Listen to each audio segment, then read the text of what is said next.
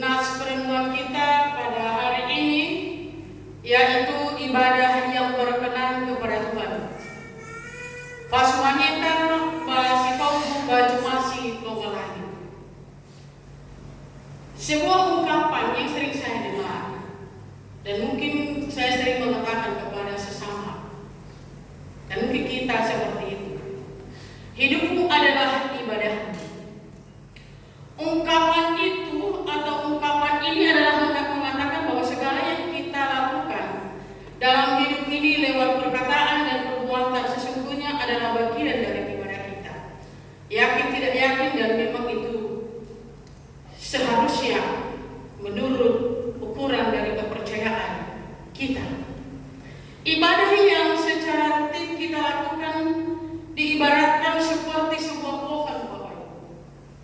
Sedangkan perbuatan yang kita lakukan, yang kita tunjukkan sehari-hari, dan saya mengatakan di sana diibaratkan seperti buahnya. Sebagai orang percaya, kita mengharapkan bahwa ibadah yang kita lakukan menjadi ibadah penyembahan yang sebenarnya kepada Tuhan. Istilah kata ibadah mungkin kita sudah tahu semua, apalagi yang sudah selesai teologi ya.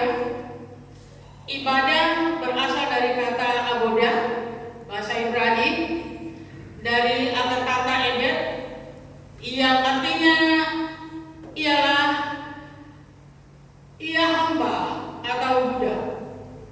Jadi seorang yang beribadah kepada Tuhan, ia menyadari bahwa ia adalah hamba Tuhan yang selalu rendah hati di hadapan Tuhan, yang selalu menyadari diri bahwa hanya sebiji sesampai kita di hadapan Tuhan, yang selalu dipelihara dan selalu diharapkan apa yang dikehendaki Tuhan tetap hidup dan tetap mulia di bumi ini.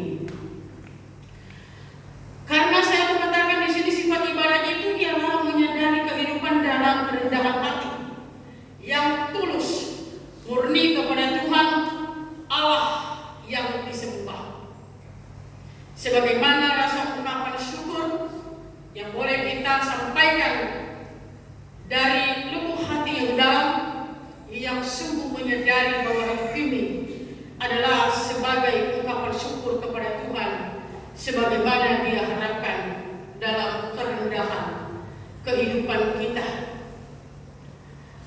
Dan kita juga percaya bahwa tidak pernah kita lupa seandainya mana yang menyampaikan lewat khotbah, lewat seminar-seminar dan pelatihan-pelatihan, bagaimana kita biasanya ini terbagi tiga, ya, atau terbagi tiga fase secara garis besar, yang mungkin kita mengerti bagaimana usaha Nabi Yesaya dalam menyuarakan kenabian di dalam keselamatan bangsa Israel yang disampaikan oleh Tuhan Allah kepada Nabi Yesaya. Dari pasal 1 sampai 39 disebut di sana, Bapak Ibu, proto Yesaya, di mana disampaikan pada waktu itu ketika bangsa Israel belum terbuang di Babel, ya. Dan pasal 56 sampai pasal 40 sampai 45 disebut Deutero Yesaya. Artinya apa yang disampaikan oleh Allah pada waktu itu disampaikan melalui Nabi Yeremia untuk kehidupan bangsanya atau bangsa Israel ketika bangsa Israel telah ada di pembuangan. Dan ketiga dari kitab Yesaya ini yaitu nama yang disebut Trito Yesaya dari pasal 56 sampai pasal 66, dan disampaikan berita apa yang menjadi tujuan Allah untuk bangsa Israel setelah pulang dari pembuangan. Dan dari pembagian ini, Bapak Ibu, sesuai dengan waktu apa yang terjadi dalam hidup bangsa Israel. Dan ini sudah menjadi kewajiban dan tanggung jawab daripada seorang nabi yang tulus, yang sesungguhnya dia lakukan sebagaimana apa yang sudah kita nyatakan lewat berita sukacita yang disampaikan oleh Nabi Yesaya, Nabi yang besar di antara nabi-nabi yang lain. Dan khususnya perenungan kita pada hari ini tergolong pada cerita Yesaya, di mana bangsa Israel telah pulang dari pembuangan di Babel menuju Yerusalem atau menuju Yerusalem, ya, walaupun masih di bawah kekuasaan pemerintahan Persia, bahwa mereka masih dikuasai dan dibina diarahkan oleh kekuasaan dari Persia karena kehidupan mereka masih di bawah pengaturan dan arahan di mana mereka berada pada saat itu.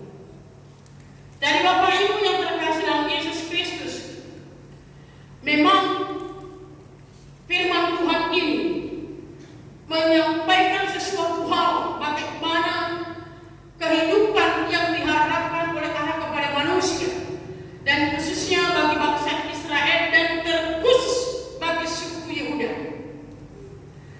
Dengan ada pembelajaran atau sudah terjadi pelajaran bagi mereka lewat pembuangan mereka di Babel, dan sudah diharapkan oleh Tuhan ada perubahan dalam kehidupan mereka dari apa yang mereka lakukan yang tidak sesuai dengan kehendak Tuhan.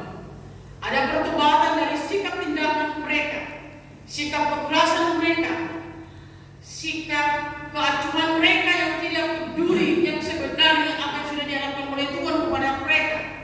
Terlebih khusus bagi pola-pola atau metode-metode mereka, cara-cara mereka dalam penyembahan kepada Allah yang sebenarnya.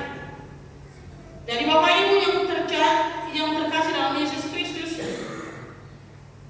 ini yang Tuhan harapkan lewat nats ini, supaya bangsa Israel dalam kesalehan, dalam peribadatan mereka harus sesungguh-sungguhnya. Dan inilah yang disampaikan oleh Nabi Yesaya pada pembacaan renungan ini, bahwa bangsa Israel menunjukkan karakter hidup yang banyak memperlihatkan pola ibadah yang bertentangan, ya, yang bertentangan di dalam sikap tindakan mereka. Kalau dilihat sepihak, mereka sangat saleh. Mereka melakukan acara-acara yang sebenarnya sangat memotivasi, ya, tetapi banyak yang tidak simpati kepada mereka karena kesalehan dari cara berpuasa mereka itu hanya secara formalitas semata, dan banyak yang memunculkan dan yang menghadirkan sikap hidup yang penuh dengan kesia-siaan. Kenapa?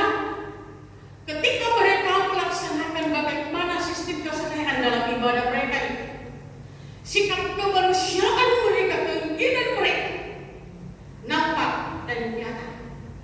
Ketika mereka sudah pulang dari pembuangan, Bapak Ibu, mungkin kita tahu bersama bahwa di sana kendala bagaimana tempat tinggal kebanyakan tidak ada lagi. Dan gereja Yerusalem telah runtuhan, dan juga dalam hidup perekonomian mereka sangat kritis. Dan bagi orang yang sudah sedikit ada kehidupan lumayan, dan terkhusus bagi yang ada kuasa di dalam lingkungan bangsa Israel, dan di mana ayah mereka berada di bawah kekuasaan pada waktu itu, selalu memperlihatkan bagaimana tindakan yang dikatakan terjadi kekerasan, ya, dan mengambil kesempatan dalam hidup yang lemah, ya. Orang-orang yang lemah di antara bangsa Israel itu menjadi tertindas dari tindakan yang diinginkan oleh berbagai yang boleh dikatakan ada kuasa di tangan dan kehidupan mereka. Orang yang boleh dikatakan berada kecukupan apa yang boleh digunakan, diperlukan, dibutuhkan telah tersedia, ya. Dan memang apa yang sudah diharapkan oleh Tuhan kepada mereka, nama kesalehan, nama ibadah, selalu mereka lakukan.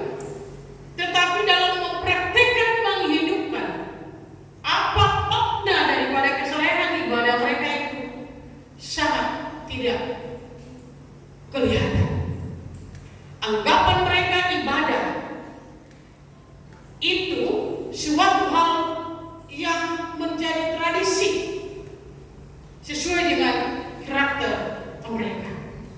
Tetapi Tuhan telah menganggap bahwa itu semua adalah suatu hal yang penuh dengan kebohongan. Maka Bapak Ibu yang terkasih, apa yang dikatakan Tuhan di dalam hal ini? Ya, mereka dia merasa muak atau Tuhan sudah muak dari praktek-praktek ibadah mereka pada waktu itu. Karena hanya suatu formalitas belaka yang penuh dengan kesia-siaan. Di dalam kehidupan mereka tidak melihat keberadaan keinginan mereka. Hanya menunjukkan bahwa kemampuan mereka untuk berbuat dari apa yang menjadi tujuan mereka, supaya apa yang sudah dilakukan oleh Tuhan terhadap mereka, ya, ada yang menganggap bahwa kekuatan kemanusiaan mereka bisa terjadi, bisa keluar mereka dari pembuangan. Itulah yang disampaikan oleh Yesaya. Kalian harus menyadari, ya, bahwa kalian bangsa Israel, umat Tuhan yang sudah dipilih sendiri, oleh karena kemurahan dan kasih-Nya, boleh terlepas dari hidup yang melarang perbudakan bangsa lain. Jadi ibadah yang mereka lakukan ibarat topeng yang dipakai untuk menutupi segala kekurangannya.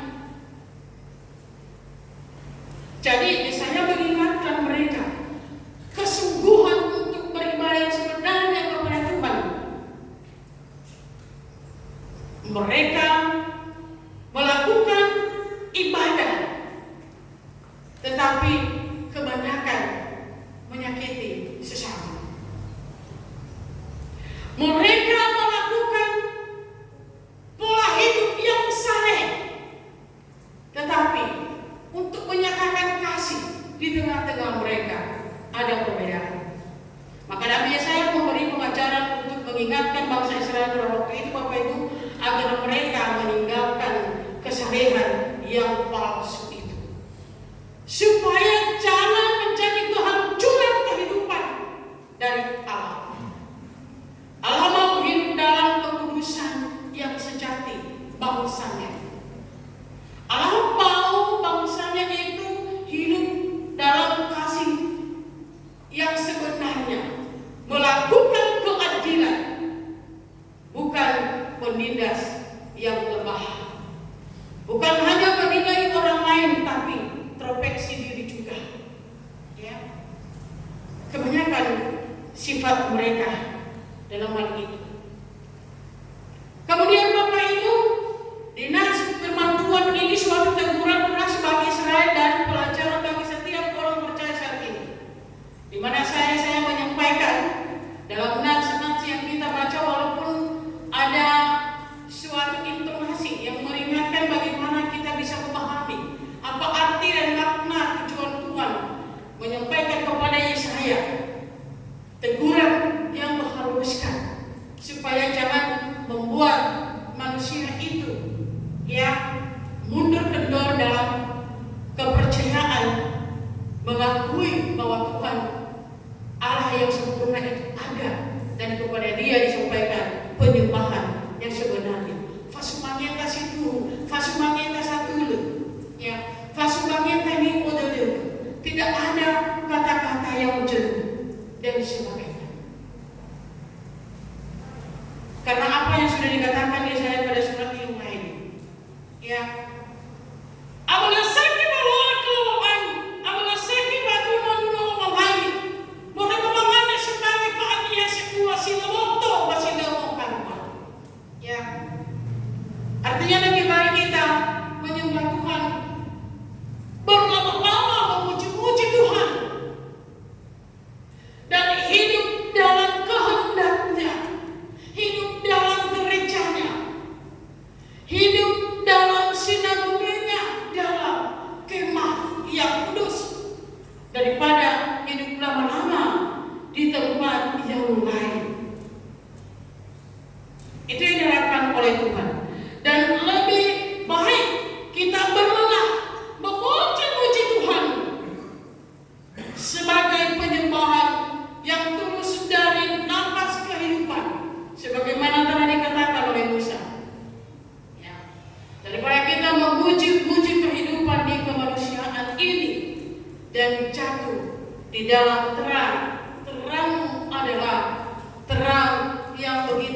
mulia di hadapan Tuhan.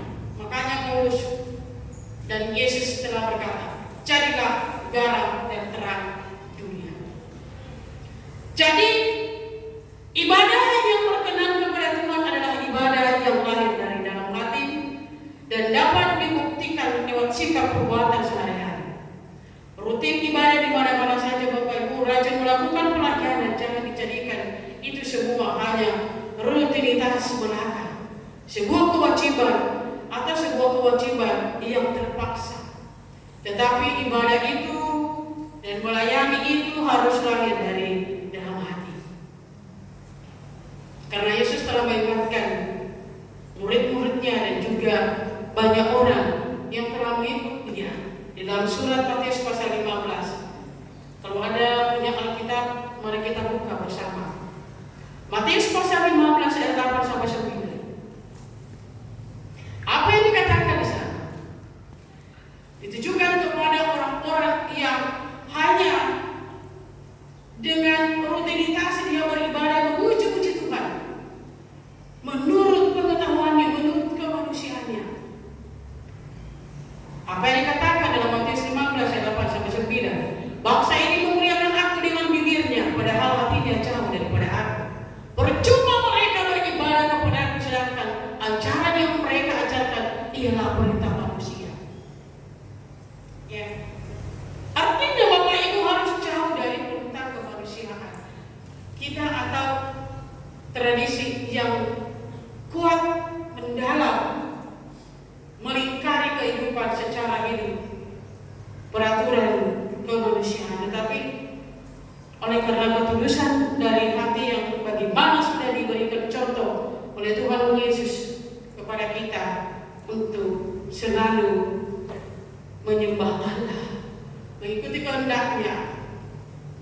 Jadi Bapak Ibu yang terkasih dalam Yesus Kristus, ini adalah teguran bagi setiap orang yang beribadah palsu.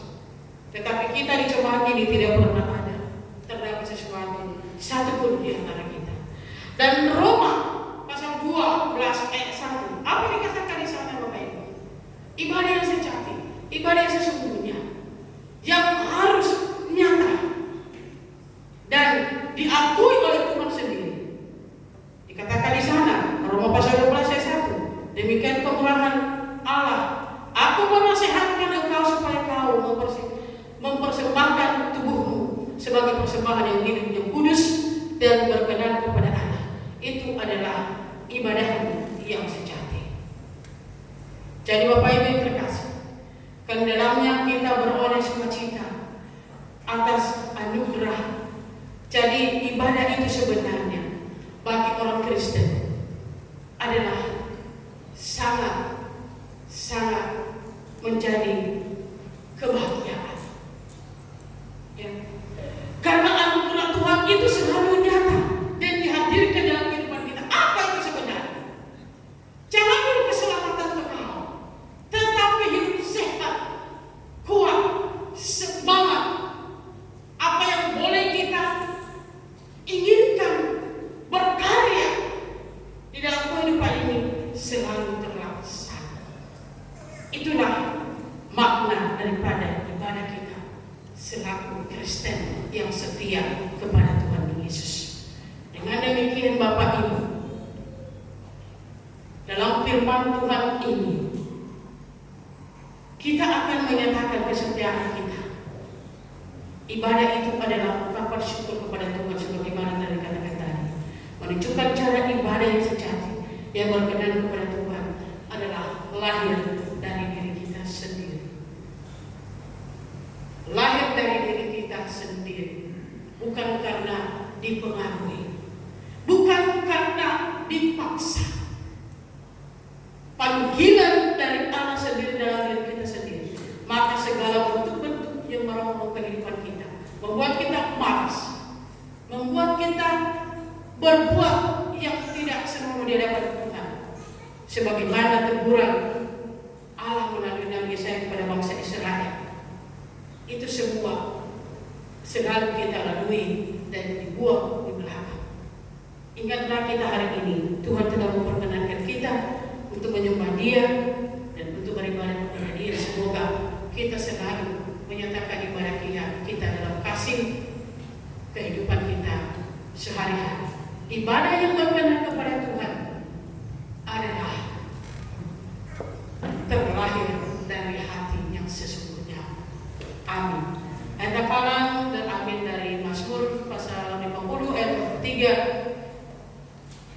berkata,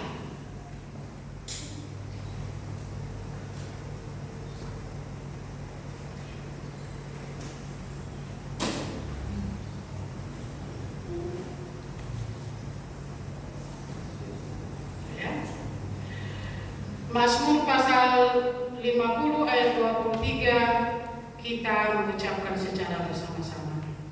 Siapa yang mempersembahkan syukur sebagai korban, ia memuliakan aku. Siapa yang jujur jalannya, keselamatannya dari Allah akan memperlihatkan kepadanya. Mengadeka sekali dalam mani amalan. No faru doa kadina sidu mafuni sebagai korban ade. Sidu satu sila termuda dan sila fasal afen ulo malani waya angka nusa usumani ada sobat hidup mama Yehovah faugo tarawani mane fasuki badetu enang ibu muda aga baina aboto badetu maninawa elo nama fundis mane wa umma bade kiri semua ada sobat hidup di anda ya amin.